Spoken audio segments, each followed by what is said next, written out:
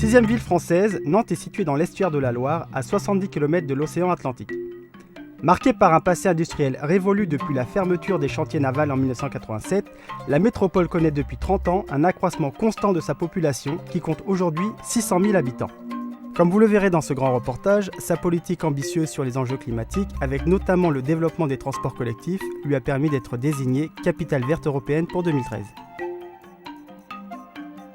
On parle depuis longtemps de l'agglomération verte et bleue. Alors, avec une raison très simple qui est liée tout simplement à la géographie du site. Il y a la Loire, il y a des cours d'eau et il y a beaucoup d'espaces naturels. Et depuis longtemps, le territoire et les élus de ce territoire, mais aussi ses habitants, ont eu l'intuition qu'il fallait préserver ce patrimoine. Et au fil du temps, et j'allais dire au fil de l'eau, des promenades ont été ouvertes le long des cours d'eau et on a ouvert ces espaces au public. Le plan climat date de 2007, donc il a un objectif, c'est vrai, assez ambitieux puisque l'objectif est d'atteindre 30% de réduction des émissions de gaz à effet de serre, des émissions de CO2 plus précisément, par habitant d'ici 2020. Alors pour y arriver, c'est la mobilisation de tout le territoire et de toute l'action collective qui est nécessaire et donc des politiques publiques de la collectivité. Alors parmi les politiques les plus efficaces sur lesquelles on peut jouer en matière de réduction des émissions de gaz à effet de serre, il y a bien sûr la mobilité durable, la politique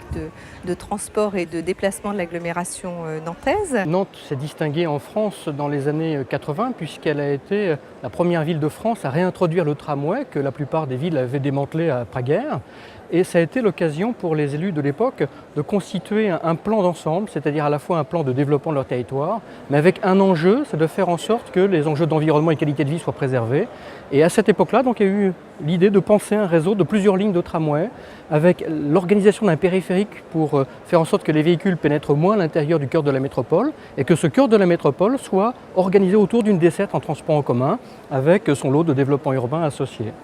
Et donc ça a été fait dans les années 85, l'effort a été poursuivi pendant la trentaine d'années qui a suivi et qui nous a permis de constituer des marches progressives dans la densification du réseau de transport, qui a été d'ailleurs un des éléments majeurs qui a été retenu quand Nantes a été retenue pour être capitale verte de l'Europe pour l'année 2013.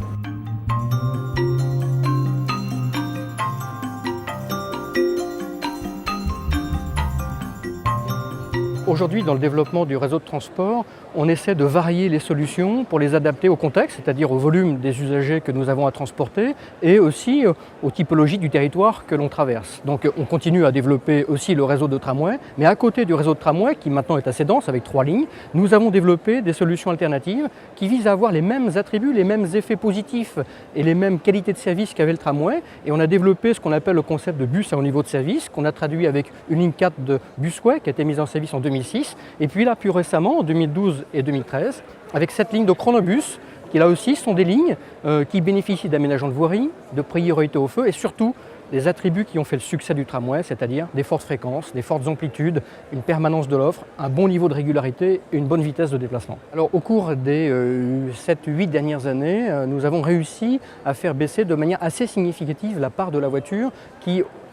partait autour de 58-59% et qui aujourd'hui voisine les 50% sur l'ensemble de la métropole, avec des différences selon le lieu où on se situe. Dans le cœur de la métropole, en intérieur périphérique, la part de la voiture est encore plus faible, bien évidemment, elle est un peu plus élevée à l'extérieur, mais c'est une baisse de 7% qui a été obtenue là au cours des dernières années, au profit d'ailleurs des transports collectifs, mais pas que des transports collectifs, puisque c'est un peu d'ailleurs ce qui marque l'évolution des politiques de déplacement de l'agglomération, c'est que au cours des 10 dernières années, on a surtout aussi mis nos enjeux de développement sur la marche, le vélo, c'est-à-dire l'espace public à l'échelle du piéton, de l'homme, de l'humain en fait. Et ces modes-là participent de la transition des comportements puisqu'ils ont fortement progressé également au cours des dernières années.